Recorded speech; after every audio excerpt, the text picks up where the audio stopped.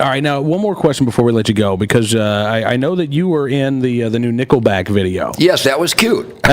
So we've been talking about exposing the next generation to the shooting sports. I'm curious. There've got to be other professional rock musicians out there that are pro hunting, that are pro Second Amendment.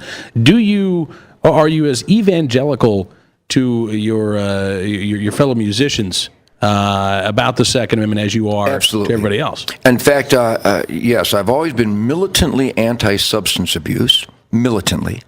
I've scolded and borderline pummeled many of those gifted musicians who I admire and have been privileged to jam with and collaborate with since the 1960s. Those that didn't adhere to the Uncle Ted clean and sober upgrade are either dead or drooling as we speak, literally. The only difference between Kurt Cobain's quail gun and mine is I use mine on quail. That's I don't know how more emphatic one can get. Yes, the shooting sports is extremely contagious to a person who's looking for that higher level of awareness, and we all love to shoot even if it's just for fun instead of competitively or for that discipline of the next X-ring. But guys like Steven Tyler from Aerosmith, who is finally gotten clean and sober numerous years ago. Mm-hmm. He and his guitar player, world-class musicians, world-class rock and roll stars, Joe Perry, they're both Class 3 enthusiasts, and they spend a lot of time collecting guns, shooting guns, training their children with firearms. Sammy Hagar, who is a great friend of mine, he's a gun enthusiast. Eddie Van Halen, who is clean and sober, I'm hoping still today on Monday. He is a gun enthusiast. The guys in ZZ Top are gun enthusiasts. The guys in Cheap Trick are gun enthusiasts. My only problem, and I keep hammering those guys, is I don't want you just to admit you believe in the Second Amendment. Get out there. Try to do like I do. Initiate the dialogue. Explain, and I know this to be true, that the discipline and the joys of shooting literally finds its way into the creation of fun music, fun guitar licks, fun jam sessions. I keep prodding these guys from a culture war perspective that they need to not just admit, but celebrate and promote their gun rights.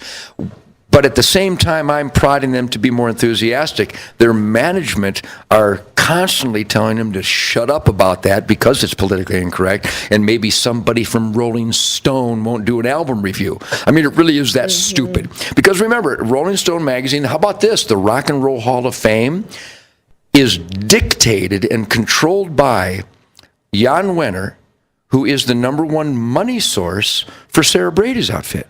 Now, what do you think the chances are of Ted Nugent on the board of directors of the NRA ever getting downwind of the Rock and Roll Hall of Fame? Which, by the way, since Grandmaster Flash is in the Rock and Roll Hall of Fame, I don't want to have anything to do with it because that ain't rock and roll. So those people have no soul. For the most part, many in determining and in decision-making positions in the entertainment industry have no soul. They're maniacally anti-gun, maniacally anti-hunting.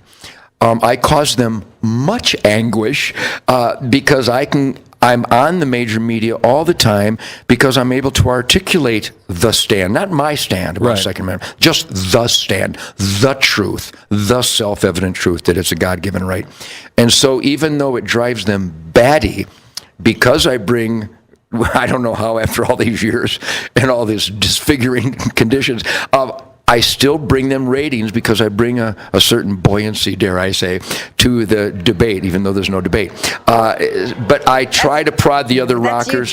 I try to get them to, and like Hank Williams Jr., he lives for his shooting sports. He will admit it, and he will celebrate it to some degree.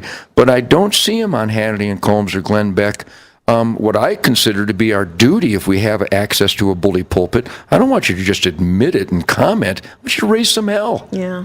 I want you to identify that the shooting. That's why we like you, because you're good. I'm a hell-raising baby. Like I'm. How demonstrative do we need to get?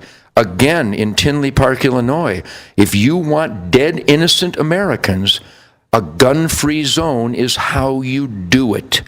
No one is allowed to carry a firearm in Illinois, and we have 5 more dead innocent citizens because a gun-free zone is Illinois. And I find it putrid, anti-American, and we don't need to discuss this. We need to raise hell and spotlight the indecency of an anti-gun agenda, particularly as demonstrated in a gun-free zone. So that's my agenda, and I'm on fire. Well, Ted Nugent, we're glad that you could be with us. I know Thanks, you got a Cam. sound Thanks, check to Jen. get to, but thanks again for You stopping bet. by and kicking All off right, Shot man. Show.